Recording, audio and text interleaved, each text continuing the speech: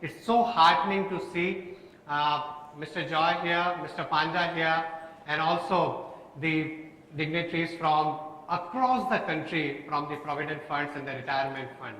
And I always keep thinking, and my association with the industry goes back over 20 years in different roles over the years, and several of you, I'm sure when I take these names, some of you will get nostalgic who have been managing money for provident funds for a long time. I've dealt in the bonds of MSRDC, PSEB, MSEB, SSNL, WBIDC and all those days of 14, 15, 16, 17, 18% securities, and nobody had to ever worry about how much return that we need to deliver, right? I mean, and the world has moved so much in last couple of years.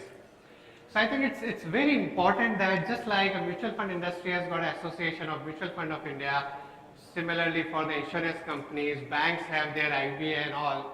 I think under the guidance of EPFO and coal mines PF and all, I think several other larger PFs are here, and PFs from across the country, both the private and the public sector. We should also have an association of retirement fund industry in India, and I think that will go a long way in ensuring that the industry moves on the path, moves as Mr. Joy gave us a good direction, the path that the industry needs to take going forward. And there are several challenges, there are several opportunities. We got that on 5th August 2015 when in another event a few kilometers from here, and with the Labour Minister and CPFC and the other people, when we signed the agreement and then it started investing in the equity ETF and SBI mutual fund, was the privileged, honored, got the opportunity of managing that. Suddenly we became the wealth creator for crores of Indians. And today my fund managers are here, our sales people are here, our product people are here. We all take huge pride in thinking that we have got an opportunity that whatever is happening in India, the growth story of India for next several years through us will be a conduit where this can reach out to somebody, a coal mine worker who's working near Dhanbad, or somebody in Hindustan Aeronautics Limited in Nasik, or somebody working in Veraval or Renigunta or Vijayawada, everywhere. This whole dream of this whole, I would say, passion, wish that we can be a partner in ensuring the wealth creation for every single Indian. I think we have been really, I would say, privileged, and the entire team takes with a deep sense of sincerity and humility that this is a great noble job that we have got, and we'll try our best over the next several years to ensure that we remain a partner, as our name is Partner for Life. So we'll be a true partner for the retirement industry in India in decades to come. We all talk about a demographic dividend, but the fact is that the overall number of people in the retirement industry, still I think the average age would be slightly higher, but over a period of time the average age will actually go down as more and more people in their 20s and 30s start joining through the organized labor, organized workforce. The average age will actually go down, and this will create another challenge or another opportunity, because this generation of millennials, the people who were born in 1980s, 90s, or I would say more about after the 2000, is a very different generation. These are the people when in their 20s, when they get the first salary, they buy an iPhone, they buy the latest model of bike. They don't, I mean, I could never imagine taking a loan for a car or for a house in my 20s or early 30s, but today people do that. They even leverage. The same generation, when they are investing for their retirement, looking at what's happening globally, will have the aspiration that I want to participate in the growth story of India. I want the best possible return. If equity markets are likely to deliver better returns, if real estate is likely to deliver good return, and there are other asset classes, maybe tomorrow, why not foreign equities, I want to participate. And we need to ensure that while on one side we'll have retirees, I'll talk about it, but this generation, how do we ensure that they are also able to participate? And the move from the unorganized to organized sector, the whole organized sector, which is part of the provident fund industry, the people sitting here, which I'm looking at this like, I mean, so many people across the country, is looking like a mini Kumbh of the retirement industry here. But as large part of the labor is still not in organized, and whatever our interaction, and I've been fortunate for last several years to participate in all the discussions related to retirement, that the government wants large part of the workforce to move increasingly to the organized sector. When that happens, the sheer corpus can increase very substantially going forward. The change in social dynamics, we had a social dynamics where, for example, the women participation, which is increasing very fast. At some point in time, women thought that father will take care and their husband will take care and the son will take care. Now it's very, very different. There are other social dynamics, so people have to rely a lot more on their social security rather than the social or the cultural fabric that we had for years is going to be very different, and the retirement industry needs to think about it. And one of the biggest challenge is the annuity challenge. As I said, that as we live longer, I meet so many people across the country. Very recently we had an event with a lot of bureaucrats who are either retiring or just retired in Delhi, and everybody at the age of 58, 60 suddenly is realizing that earlier they thought that I have this much of money and pension will take care. Now with the change in whatever, with the higher inflation, the change in lifestyle and all, suddenly you are finding that I don't have the enough savings, and you don't know what do I do with that money which I am getting from my PF or superannuation and these funds. How do I invest that? And now everything is taxable, and it's becoming very, very difficult for people. Now I'll talk about one thing, why equity and why some of these instruments, and we need to pay attention. In the next couple of years, with the kind of things that we have put in place, and it cuts across party lines, it's not about what happened during the earlier regime or this regime. In India, structurally we are moving towards a substantially better macroeconomic environment. The focus on improving the tax to GDP ratio, how the taxes can go up, and as you know, with all demonetization was a recent thing, but everything else that has been done to increase the financial inclusion, to have reforms in the real estate market or in the gold market or the direct benefit transfer or the Jan Dhan Yojana, and all are moved towards increasing the tax to GDP ratio. With the fiscal deficit, and despite all the political pressures, whether there is a state election this year or whether even 2 years back where there was pressure that there is a drought in the rural area, the government staying with the fiscal deficit, trying to control the deficit. And you know that the actual government borrowing this year is same, like the net borrowing is same or lower than what it was 3-4 years back. I've never seen in 25 years where every single year you see the borrowing amount only going up. Now you're seeing the net borrowing amount going down, which is such a big thing, while your GDP and savings are actually increasing.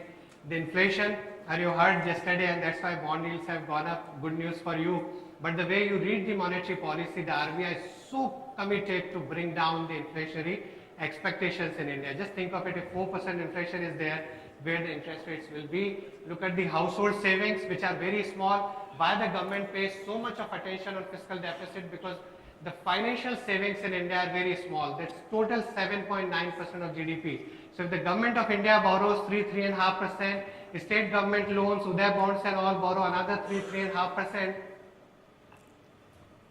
very little money is left for the private sector to borrow, but the government is increasingly trying to increase that, and with the Jan Dhan Yojana and all, over a period of time, the financial savings will increase. So what will happen with all this? With better improved macro fundamentals, if the government borrowing keeps going down over the years, if you have a monetary policy framework where RBI will not allow the inflation to go up come what may, and this happened in US, this has happened in several countries, and I'll give you some examples of that. Put together, all of these will lead to a lower interest rate regime on a structural basis. As I mentioned that those, and I still remember that SSNL bond of 18% and 14, 15, 16 used to be like a normal thing. I mean, I remember any PSU I walk and they'll be like happy if you tell them you can borrow 5-year, 10-year. I remember first of it, I don't know which was MSRDC or someone, we said you can borrow 15-year money at like 14 or 13 and a half, and they were like so thrilled that my borrowing cost this year will go down. But I think in next couple of years with all these things, interest rates can structurally remain at lower level. But at the same time, you have the subscribers, you have the investors, there is no other social security. People would expect those 8, 9, 10% return. And there is going to be a big gap over a period of time where interest rates, I think the bonds where you are investing in the government bonds or the PSU bonds or maybe some of the deposits over a period of time will go down. Then how do we increase the returns? And I talked about that actually the size of PF industry is likely to go up very substantially, and you will have those aspirational subscribers who would like to participate in the India's growth story. There is no way but to maybe expand the investment universe. Now how do we, what are some of the key things that we need to keep in mind? And I'll just give you one global example where several years back, India is now gradually becoming, as I said, in terms of a better macro, but several of the developed countries where the interest rates used to be same thing, like in United States in 1980s, interest rates were 12, 13, 15%, but they fell to 1.5%, 2%. In large part of the world, the bonds up to 7 or 8 years are earning negative returns. And these are not only the government bonds, even the private sector bonds. Last year, Nestle in Switzerland borrowed 2-year money at negative interest rate. You give 100 rupees to Nestle and Nestle gives you 99 rupee 80 paise back after 2 years. Because if you keep that money in bank is charging you even more. That's where they have moved. Now what happened because of that? As the rates kept moving down, and this is the US, as the rates kept moving down, now the returns are not there. Now you have all these pensioners, how do you provide the returns? Then they had to take higher and higher equity exposure after the equity market had already gone up. So the people who initially invested, they were a beneficiary, but otherwise they were forced to invest. So earlier you didn't have the conviction to invest in equities because you were comfortable, you were getting double-digit returns, but later on you had the compulsion to invest in equity because the bonds are delivering zero. Today in Europe, when I go to our JV partner Amundi, and they do a similar summit of all the pension fund in Europe and other parts of the country, they buy equities because dividend yield on equities is 2%, bonds are not earning anything, so I'm better off in the equities. But that increases the risk profile in the portfolio. Now similar move we have seen in India, while we have seen the volatility, but interest rates are structurally on a downward path. I'm not saying that in next 1 year rates will go to 6% or 5% or whatever, but unlikely that we go back to those double-digit interest rates in the foreseeable future, given the overall improvement in the macro situation and where the world is moving. Rates can go up. In fact, our view over the last couple of months have been that rates at 6% are not sustainable. Maybe we'll go back to probably 7% or so on 10-year. We are almost there, but they are unlikely to go up substantially. In fact, over a longer period of time, if the fiscal deficit improves, if the RBI is able to bring inflation to 4%, if the tax to GDP ratio improves, we would be at 6%, 7%, maybe in a down cycle we'll be at 4, 5%, in a maybe up cycle in a highly growth environment we'll be at 7, 7.5%, but unlikely that rates go up very, very substantially. Another important thing to keep in mind, and over a period of time, why we need to have lot many more, I don't know how visible it is, but I mean these are like very simple slides, and I'll explain that. Every year a different asset class does well. There is no asset class which does well every single year. There are years even a cash in the bank does better than equity or bonds or gold. There are years where gold does well. I don't have real estate here, but there are different asset classes which do well across years, and that's why having as diversified portfolio as possible is good. In fact, globally all the endowment funds, pension funds try one thing very hard: diversify the portfolio as much as possible. One of the most successful fund managers in the world is Yale University, their endowment fund, and what they did 15-20 years back is look for as many managers who get diversification into the portfolio. They started investing in timber assets. That can I buy timber because there is a limited amount of timber available and world needs timber every single year. They started investing in commodities much earlier. They started investing in real estate funds, infrastructure assets, different kinds of assets. So what happens that in 2008 when equity markets crashed, some of the other portfolios were doing well. So having as diversified portfolio as possible. I'll spend few minutes on investing in equities. There are still lots of, I would say, myths for a lack of better word. There are lots of apprehensions. There are lots of question marks. Why equities? It's so volatile. I mean, we were so comfortable buying the government bonds and PSU bonds over the years. What exactly is equities? Equity is a perpetual bond. And equity, so like when you buy a PFC bond, or when let's say you buy an SBI bond, every single year, so let's say the interest payment date is 1st April, every 1st April, if it is 8%, so if you bought this, or you don't buy I think 81, but if you bought any SBI bond 8%, it gets credited. So you are comfortable and you know that after 10 years you will get your 100 rupees back. Now when you buy an SBI's equity is a perpetual bond of SBI. And how does it work? So over the last 35 years, the Sensex, I mean, most of you have invested in Sensex ETFs. The Sensex started its journey in 1979. So in 1979, Sensex, this is just to make it easier to explain what that perpetual bond is. So in 1979, Sensex was 100. Today it is what? Today it is what, Sensex? I'm just asking you to ensure that he has few more minutes, or just to keep you awake. Right?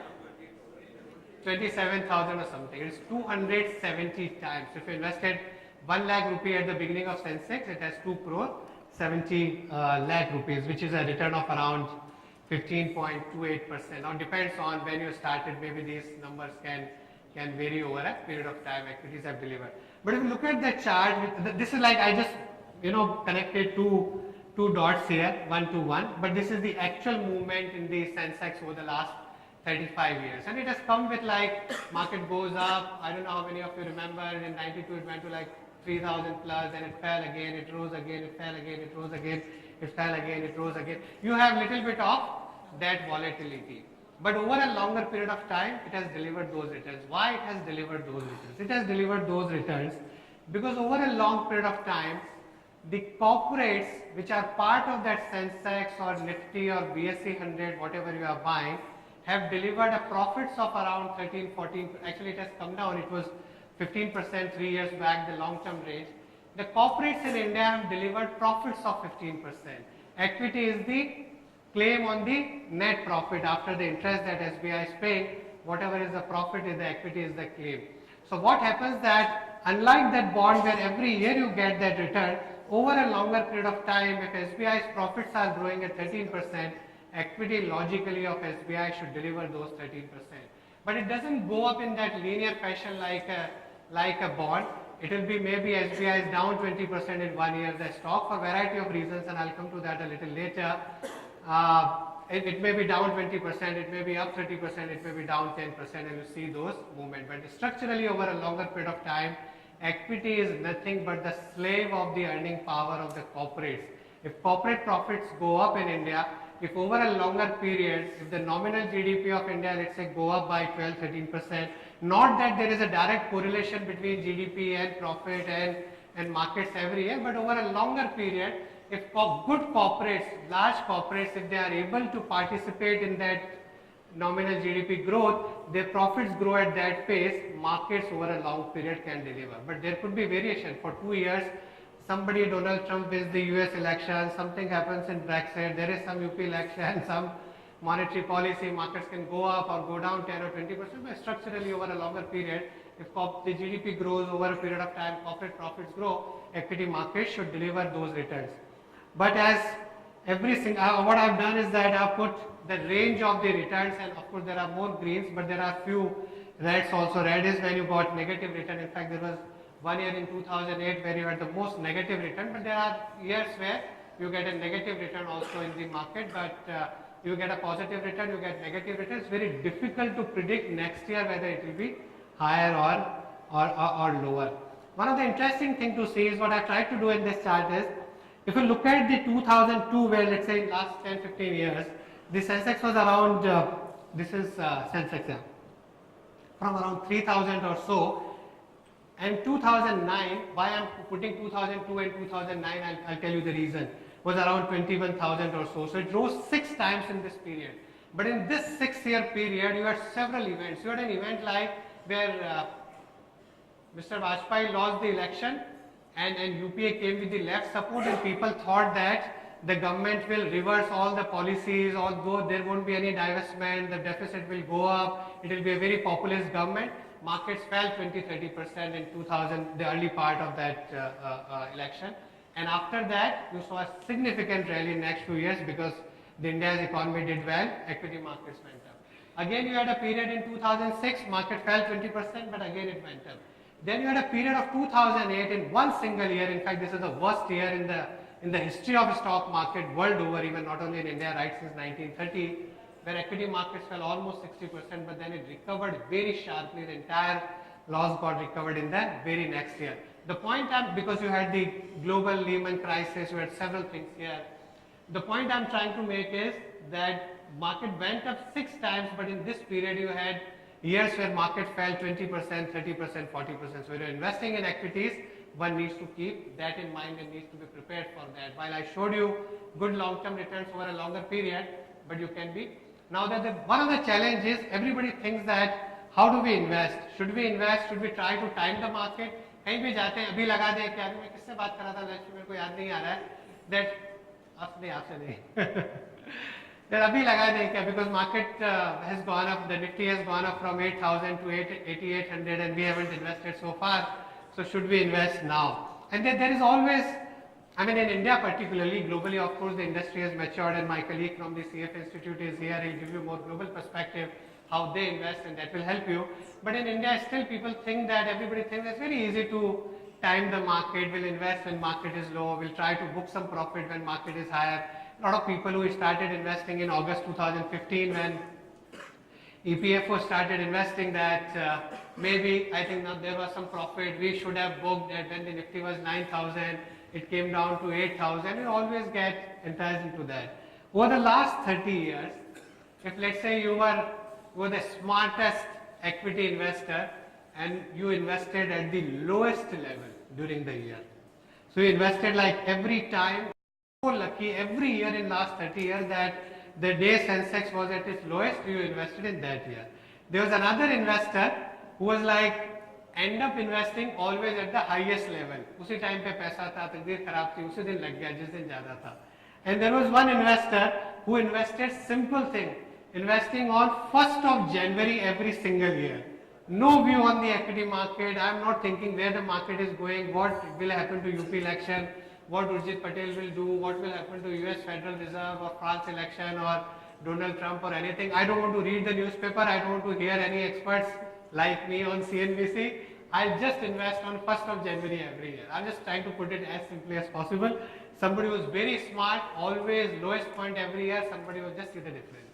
Over a longer period of time, that's the beauty of the averaging, that you almost like got very, very decent return even if you did not try to time the market and just invested in a systematic manner.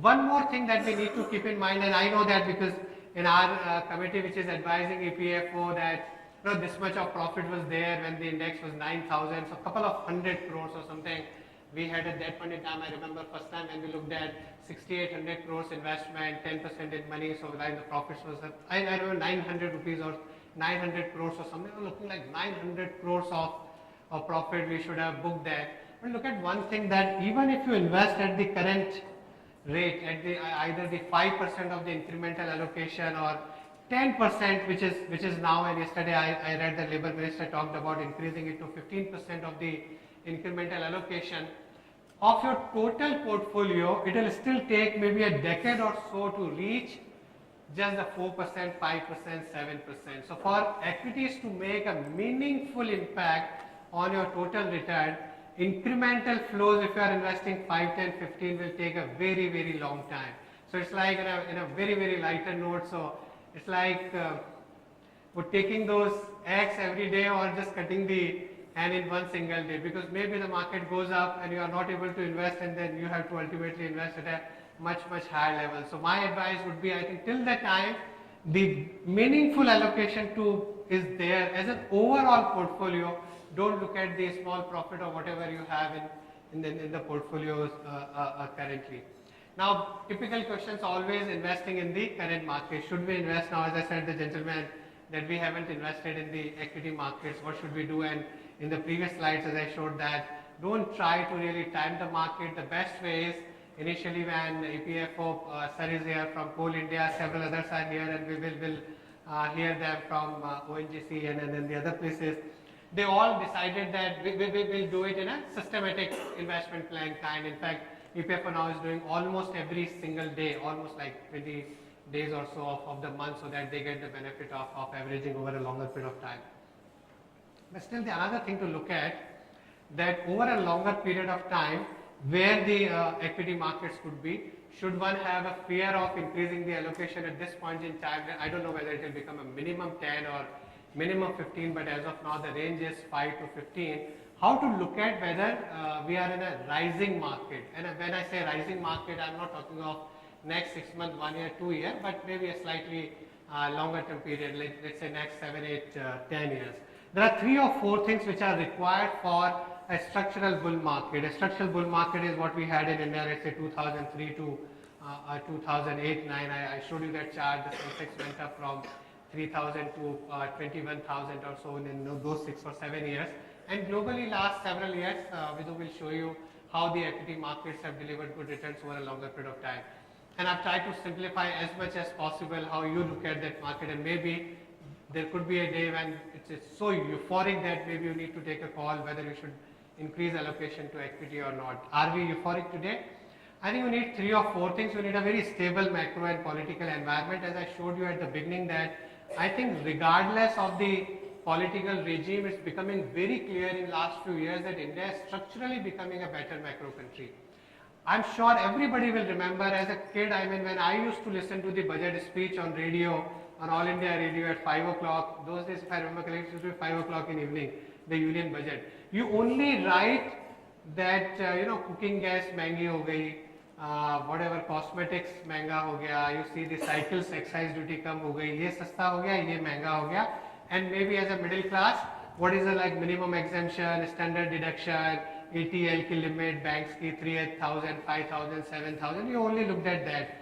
Today when you look at the budget and you see, I'm not talking about the CNBC and the ET now of the world, you ask, I mean anybody man on the street will say, fiscal deficit 3.2% आया. आपको आज तक में भी लोग बोलेंगे, fiscal deficit 3.2% of the GDP. I mean that's the evolution which has happened today. People don't talk about what has become cheap and what has become costly. In RBI's policy, they only talk about one thing: consumer price inflation. So both the government, both the RBI, this is like this cut across party lines. If we are in this stable macro environment, should be good for the equity market. I showed you that the corporate profitability should go up. Last 5 years, actually, the profitability has been in single digit. I think long-term range has been 13-14% over a long period of time. We should get back to that. Valuation should be reasonable of the market. I think today they are slightly rich, but they are not very high as they were in January 2008 or in 2000, those peak of the market. We have a long way to go. And last but not the least, you need regular liquidity flow in the market. So with now pension fund industry itself is investing almost 18-20,000 crores. Mutual funds like us have got monthly SIP flow. How many people have SIP of their own or their families?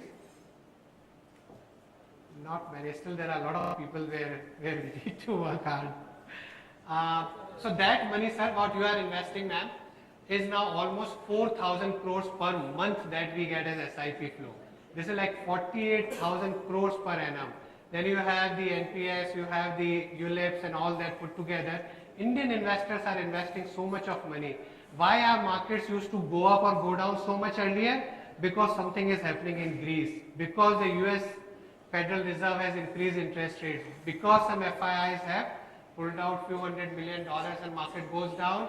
FIIs invest money, market go up, because FIIs, the foreign investors, own 23% of our total equity market, 23%. And domestic people like us own very, very little. As of now, so earlier EPFO had, you remember those days, I mean you had whatever 50%, 30% state, 20% or 40% that corporate bond PSUs, 10 others, then they kept increasing bank FD and then some of the other things, and then they are relaxing those guidelines, 55 to 65, 0 to 15. Over a period of time, that will become more and more, I would say, relaxed and flexible, where individually each PF will have to decide how much we do, and that time building the capability of those risk management, that what is my liability side, what is my subscriber profile, what is the whatever retirement age or whatever, and accordingly what is the right risk, the portfolio that I need to have, and that's where it will be very critical. It has to be very cost effective. As I mentioned, that cost is an important part of the overall return, and then monitoring and the managing. As of now, as I said, when you only have bonds, you are valuing based on the accrual that you got, then it's not worrisome. I mean, every year you know this is the income, but as increasingly we move towards mark to market, there are a lot of questions about the accounting. So we have been working in last 1.5 years. We tried a lot, but there are still lots of challenges. If you look at the EPFO Act, if you look at which says that accounting is done on accrual basis, but the real practice is very different. We tried to come out with something last year, but then CAG didn't agree to it. I mean, as Mr. Joy mentioned, AS13. Now they have recommended two things, but again, both the things there are some challenges, and now some of the academic institutions, and we are working. Hopefully, in next 1.5 months, you will hear something. But even this year, I don't think that it's going to make a huge difference in your overall portfolio. But next year, as we move towards more mark to market, not only in equity over a period of time, even a fixed income may have to get mark to market, then some of these things will become very important. It's better we start